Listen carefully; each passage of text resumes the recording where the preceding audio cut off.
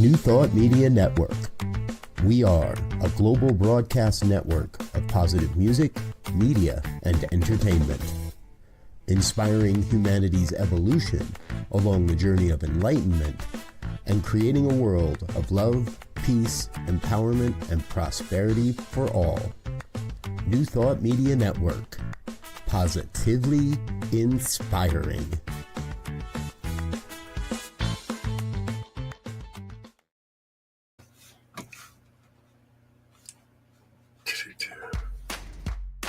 Welcome to Ministers Talking a weekly program where Rev BRZ and Rev Z and their guests chat about current affairs, world events, spiritual principles, and any old they want to talk about.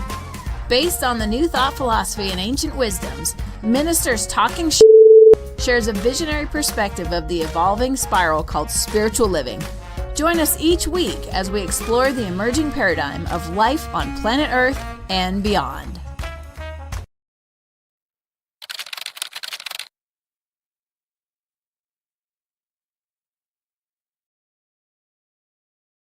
And good morning, dear one. Dr. Robert with you here on a Friday morning. It's 7 a.m. on the Mountain Time Zone, and that means it is time for Ministers Talking Shit.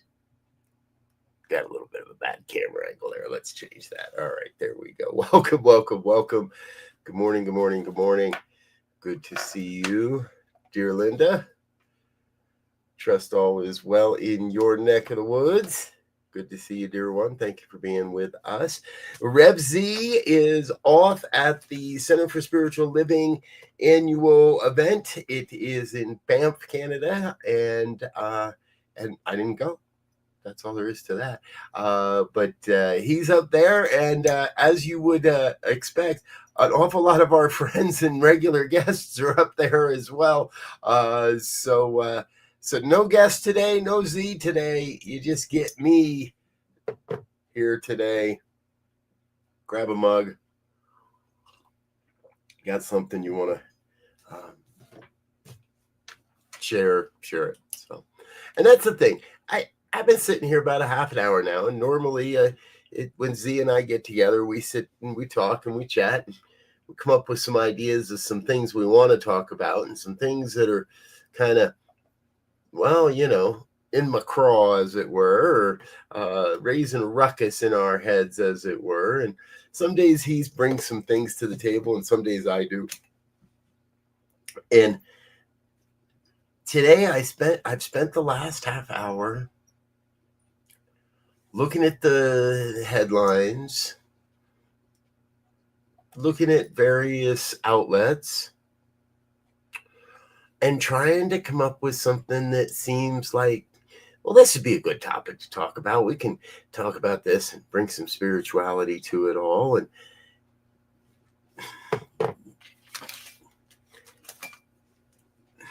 And I grow a little disillusioned sometimes.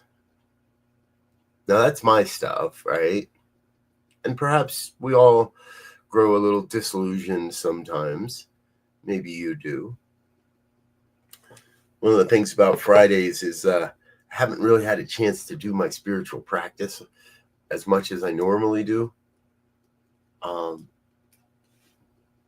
Early in the week, the early shows are spiritual practice, and Friday I get a little bit of practice in before I have to come to work and start looking at stories and looking at what's going on in the world, and I get to so.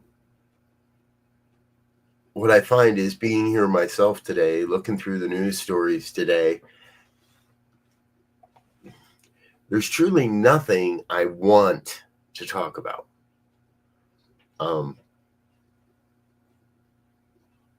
There are some horrendous things happening in the world. There are some things that I don't really understand in the world. There are things that that make me kind of wow. The wow story of the day is officials have identified the remains of 3 additional people that died on 9/11. 24 years. And I wonder, does that truly bring their families any solace?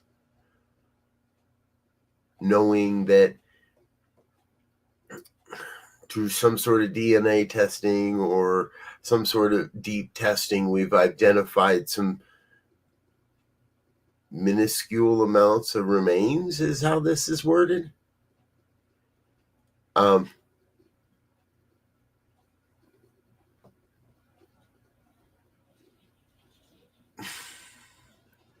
Did we really need to spend those resources in that way?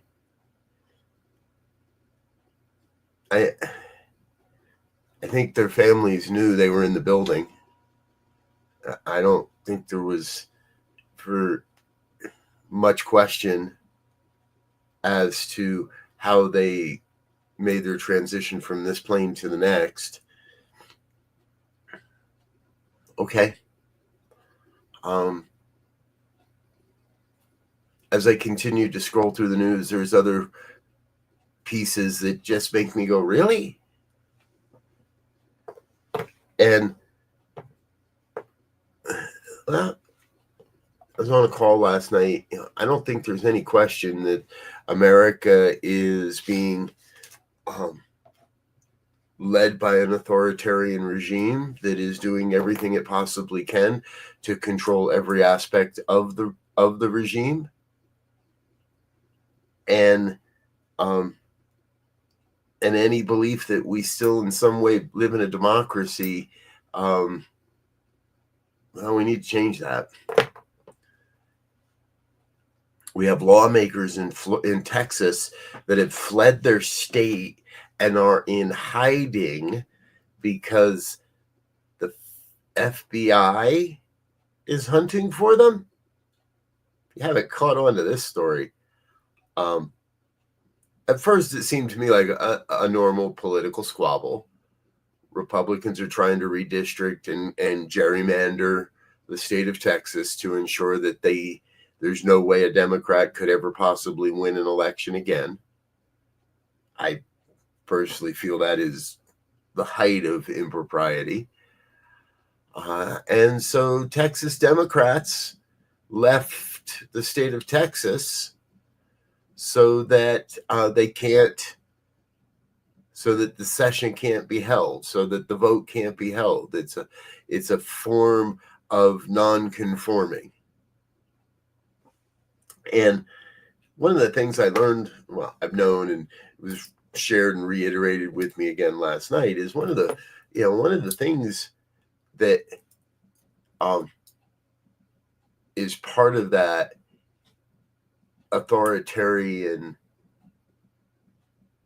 playbook is weaponizing the Justice Department and legal and political persecution of our enemies, of the dictator's enemies, of the regime's enemies.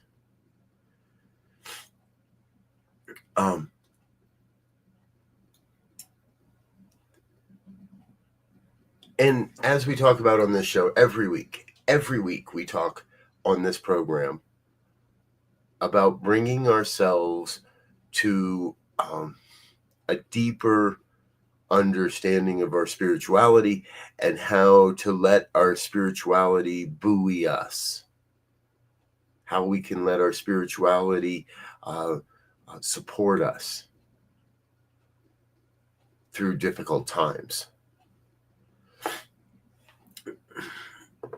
And here's the thing, folks, these aren't just difficult times.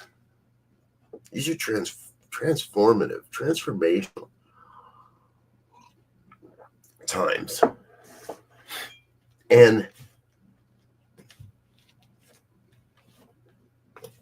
non-conforming is perhaps one of the easiest steps to fight the authoritarians. So Texas lawmakers fleeing their state, living in hiding. I have to believe some of them are probably here in Colorado. We're friendly that way. There's probably some lawmakers in Colorado that, probably Democratic lawmakers in Colorado that are hiding their Republican colleagues from Texas, letting them live in the basement, as it were. Probably the pool house, but wherever it may be, and helping to hide these men and women from being drugged back to their home state in order to force them to vote for a law they cannot abide.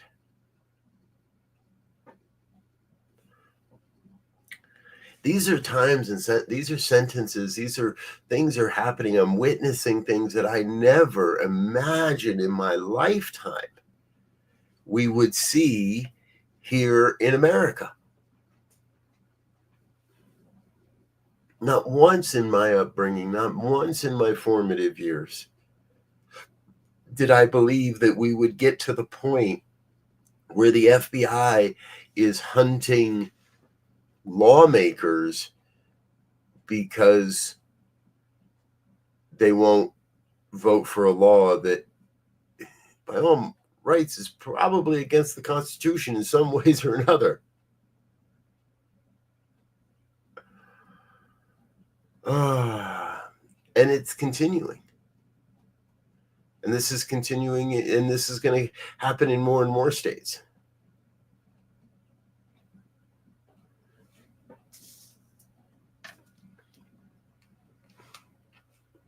I think the comparisons to Orwell's 1984 are, we've actually accomplished and gone beyond that. The current regime is looking to rewrite the numbers over the recent jobs report. And so the White House drug out some charts and a bunch of numbers and tried to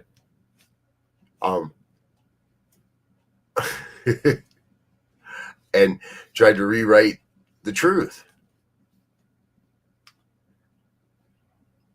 Tried to tell us, oh, this is all Biden's fault.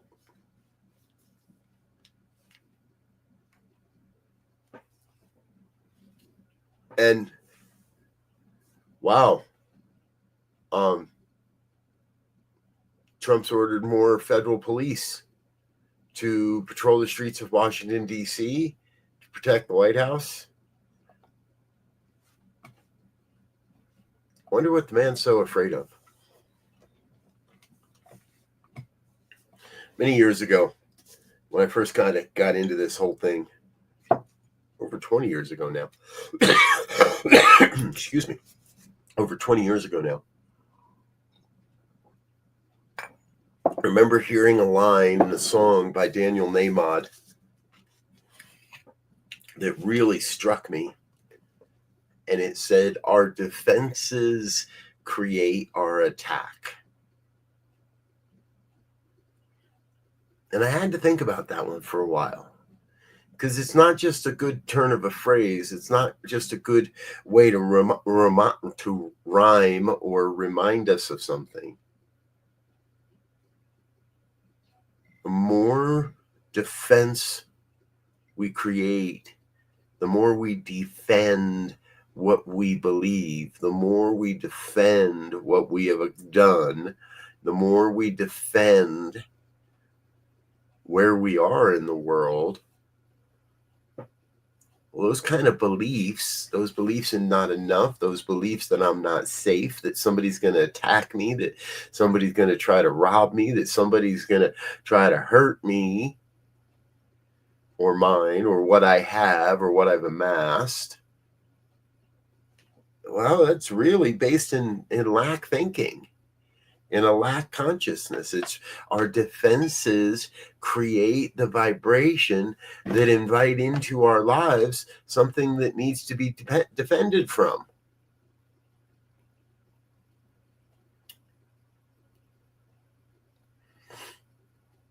President Trump seems to be hiding, seems to be folding into himself. and perhaps turning the White House into a bunker. Granted, there's now this idea of this big, huge monster ballroom that he's going to build and put on and tack onto the White House. We'll see about that. I think he's building a bunker to hide. But Georgia, yes, the more we defend, the less we accept what is and fight the divine. Exactly. What we're witnessing, I believe, in many ways, and I've been saying this more and more, is we've been shouting for years that systems had to change.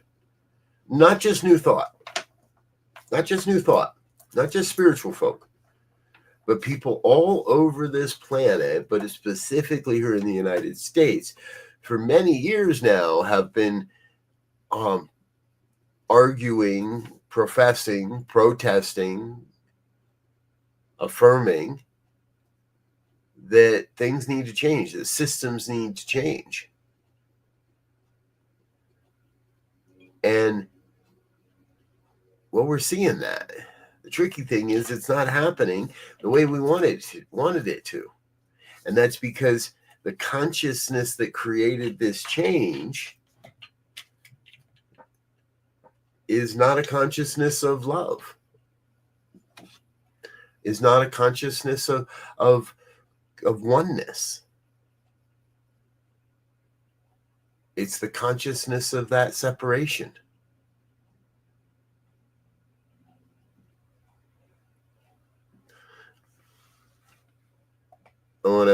Thanks for joining the conversation, Linda. Linda says, even when I think from a spiritual perspective, I'm painfully aware that evangelical Christians are openly supporting the tyrannical regime. Yes. Those who would most profess to follow the ways of Jesus don't quite give a toot about the ways of Jesus anymore. And we have fallen into not only a cult of personality, but, and I don't want to cast aspersions as to how this happened or where this happened or where the causative thought is. It's way too complicated for that. We can't point a picture and say they did this. As much as the current regime likes to blame everything on Joe Biden. Biden did this. It's pretty much their opening line. Let me tell you why I'm so great, because I'm doing something different than what Joe Biden did. Look what Joe Biden did. We've got to get beyond all of that and stop fighting the divine. Thank you for saying that, Georgia. It's an important one. Now, accepting what is does not mean, to me, that we just, la-di-da, that's okay, roll over and let's have another prayer and I'll see you in church on Sunday. We'll wait it out. I said this recently as well, that the pillars of American democracy have been rotting out at the foundation for far too long and are starting to crumble. And I don't believe they can be rebuilt.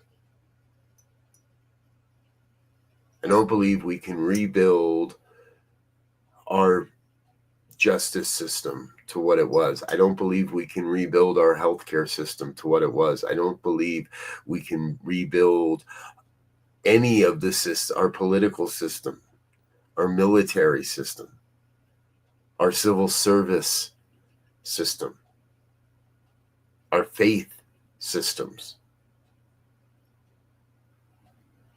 I believe in many ways that it's too far gone. Mainstream media, for the most part, is too far gone. The only people seem to be telling any truth are the fringe, are those that won't be listened, are being discounted. And so we I don't believe we're here to be champions of the ways it was. I believe we are here to be champions and visionaries for the way it can be. I don't have it with me here. Recently been made aware of a book written in part by a guy named Ezra Klein. Now, I've also come to learn that Ezra Klein is a fairly well-known name, I guess, in the world. I was not aware of any of his work, and he and another fellow wrote a book called Abundance. It's a sobering read that helps to, in some ways, chart and explore and therefore share how we got here. But the important part of the book is probably the first 6 or 7 pages. Or maybe it's not even that much. Maybe it's just the first and couple of paragraphs. Because it outlines a vision of what we can be. And truthfully, nothing that I see in that vision points to putting a Band-Aid on what's currently broken and trying to bring it back to its former glory. Follow me?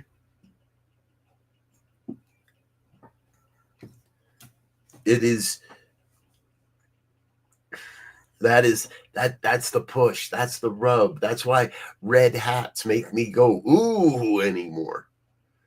Because a red hat that says make America great again implies that we have to go back to what we were to be great, when our greatness still lies in front of us. Our greatness still lies in front of us. Our greatness individually still lies within us. But it would appear to me that far too many people are sitting it out. Thoughts and prayers will come back. It'll all be okay. And we count down the days until the next election, and at this point, well, they're trying really hard to make sure we don't have to have another election.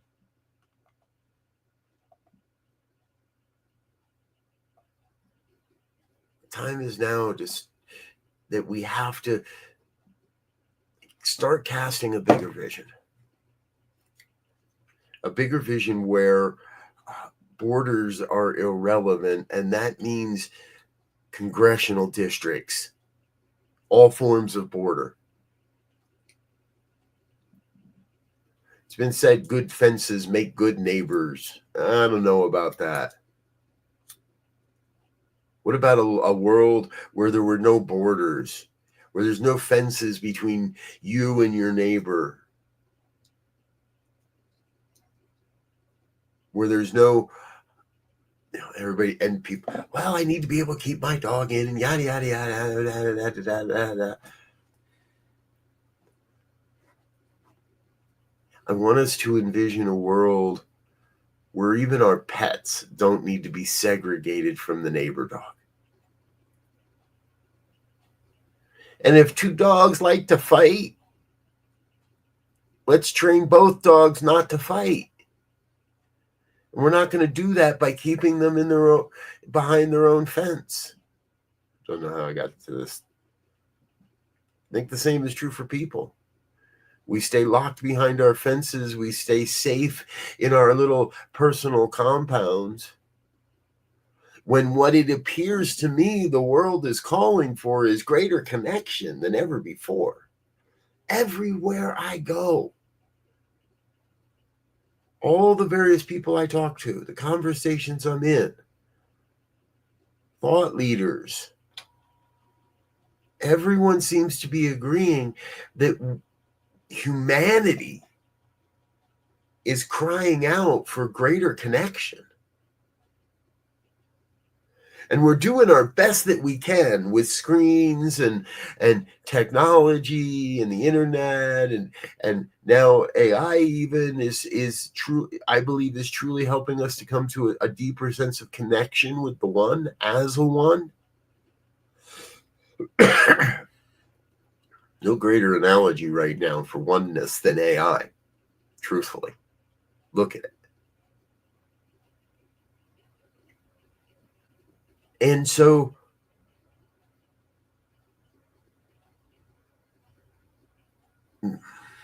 not to ignore what is happening, but to give it as little energy as necessary so that we can focus on the future, focus on the oneness, focus on how we experience and express and share that oneness.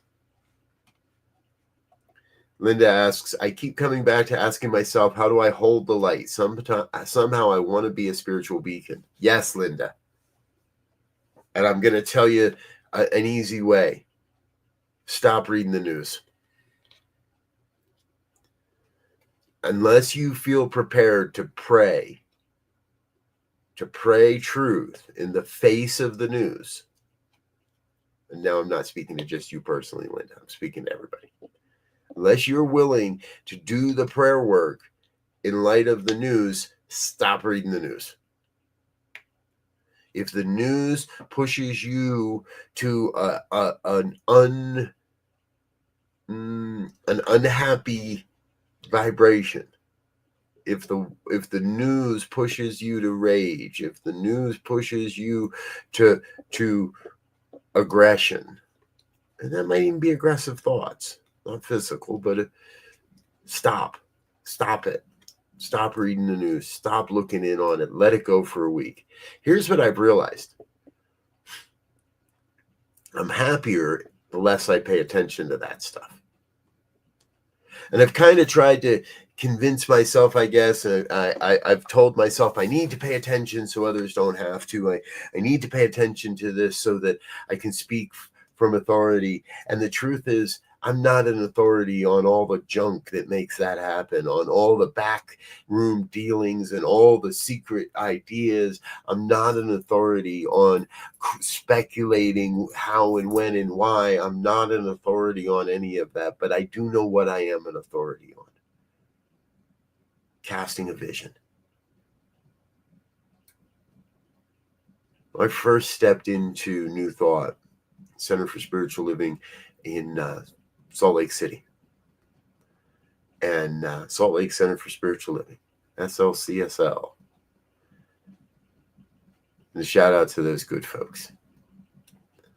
When I first stepped in there and started moving into leadership and knowing that there was something here that really was resonating and calling me, we had a thing at the time called the Global Heart Vision.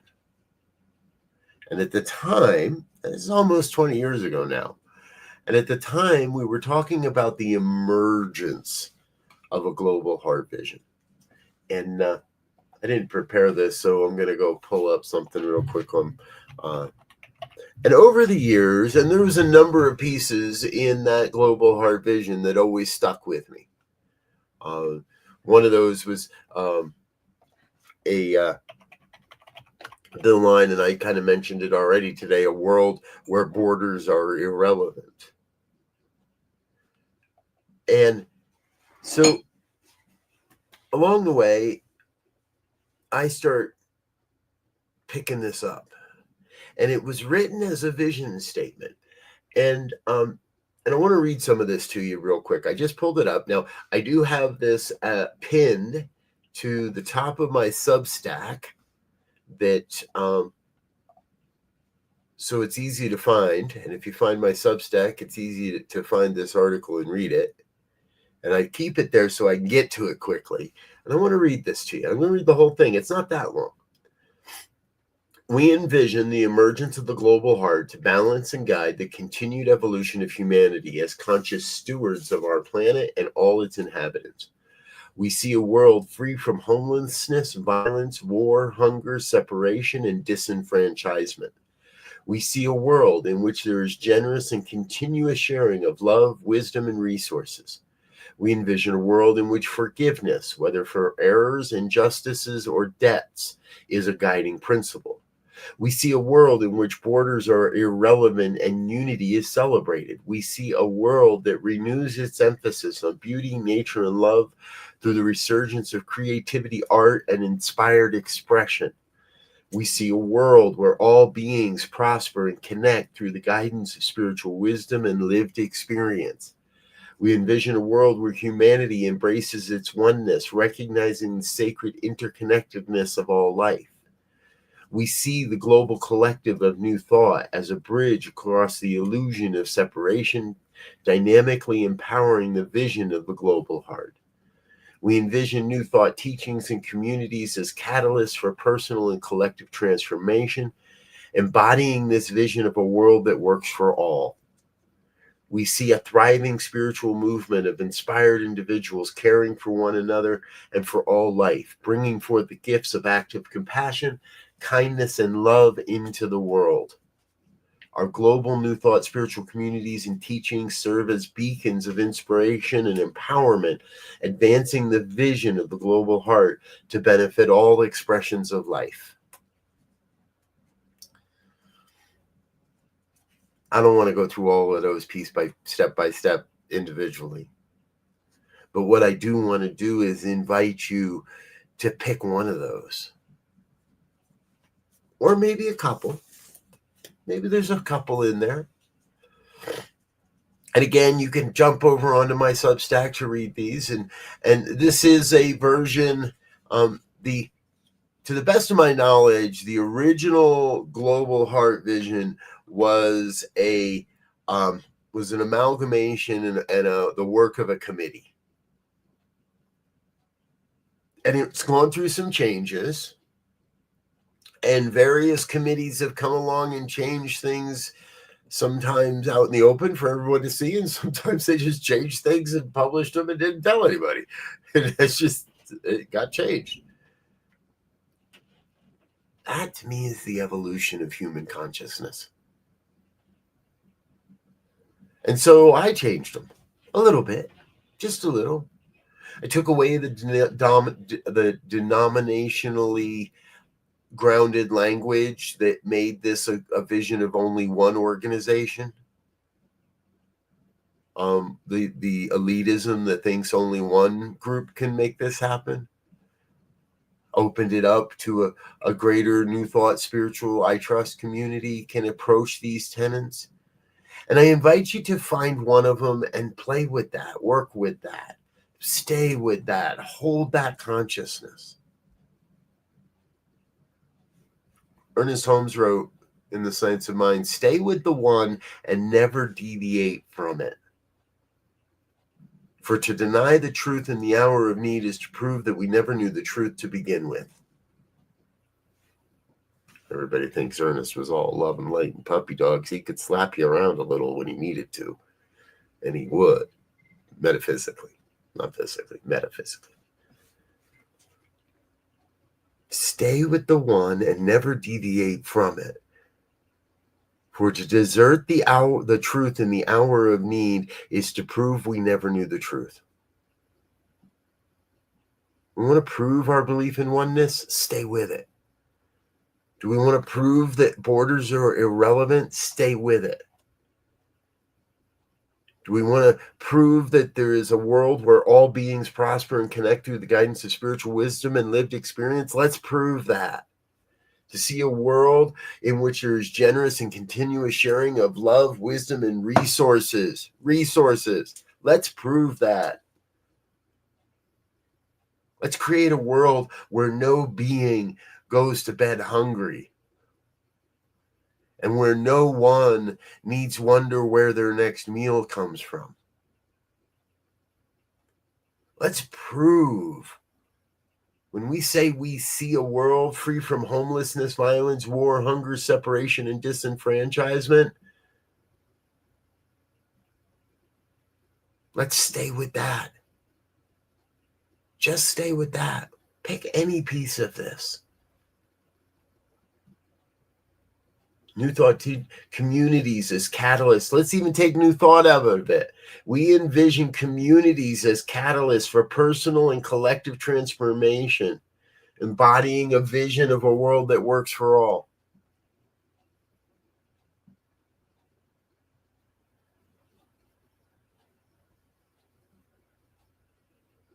Stay with it. Georgia, play with it.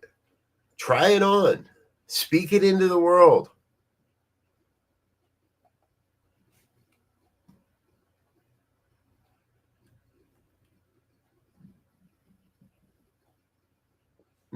The global vision. Yes. The global village vision. All right. Thank you, Georgia. You reminded me.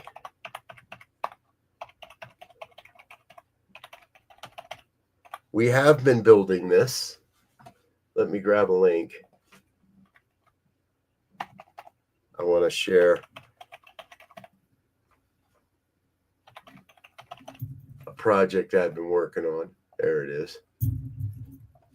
Thank you for the reminder. It's called New Thought Village.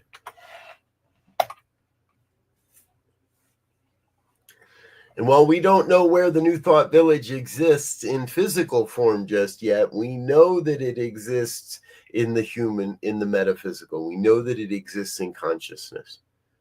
And this is an initiative to launch and develop an intentional community based on the New Thought philosophies, doing the work of New Thought Media Network and perhaps other organizations. And you can visit that website, join our newsletter. Not that I send an awful lot about that. Mostly a way to know who wants to be informed when something does happen.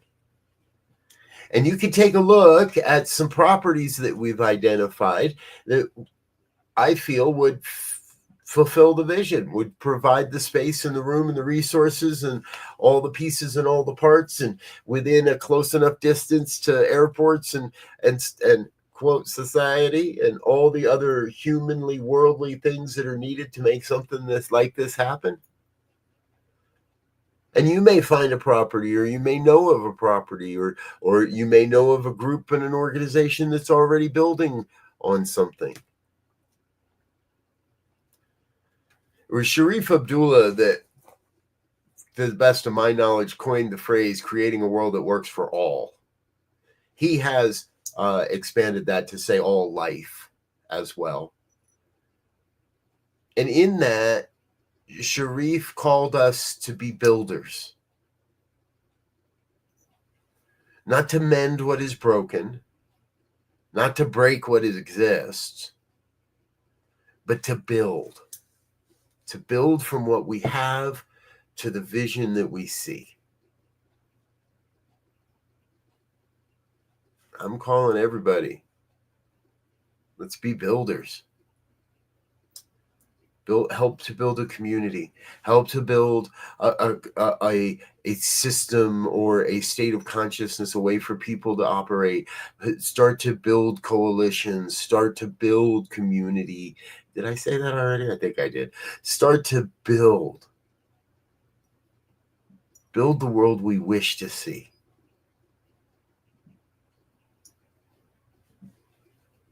I sometimes imagine what would happen to a regime if no one fought them, but just went about and did their business and built stuff anyway.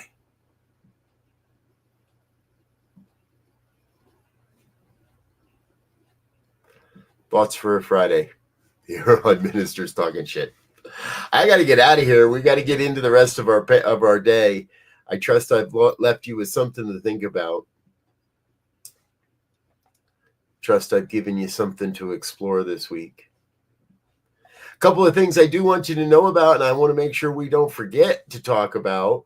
Coming up soon here in just a handful of weeks, my brother Reverend LZ and I will be traveling off to Las Vegas to hang out with a whole bunch of New Thought luminaries and talk about being linked in spirit. A New Thought gathering for connection, collaboration, and community. There are Unity folks on this list. There are New Thought Centers for Spiritual Living folks on this list. Independent New Thoughters on this list. There are people from Agape on this list. Center for Spiritual Living Las Vegas doing a great job of bringing together various people from the organizations. Join us, enjoy a New Thought gathering for connection, collaboration, and community, September 12th through the 14th in Las Vegas. It's going to be a hootenanny of a good time. If you can be there, be there. And if not, don't worry, we're recording. Not a live stream, but we're recording a lot. And we're going to get those talks to you shortly after. I'm Dr. Robert. I'm going to get out of here for now, but I do want to thank you for being a part of the New Thought Media Network.